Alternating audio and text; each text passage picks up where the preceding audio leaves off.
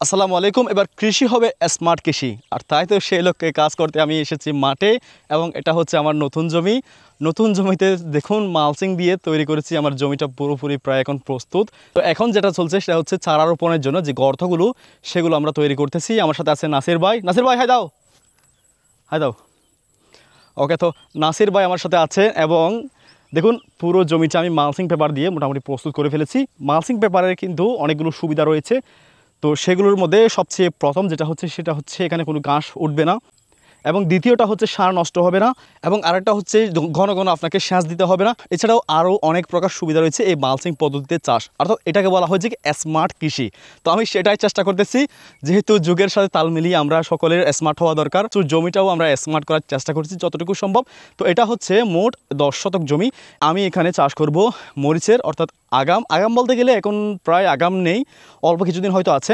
তবে দেখা যাক আল্লাহ আগে কী রাখেন। সকলে আমার জন্য দোয়া করবেন, ইনশাআল্লাহ আপডেট জানাবো। এবং যারা হচ্ছে নতুন উদ্যোক্তা তৈরি হতে চান কৃষির সাথে, কৃষির সম্ভাবনা, এই যে বাংলাদেশে আমাদের দেশে দেখুন একটা সুন্দর কৃষির সম্ভাবনা রয়েছে, কিন্তু আমরা সকলে এটা আসলে কাজে লাগাই না। সেই সময়টা, সেই সুযোগটা আমরা নিজেদেরকে দিই না।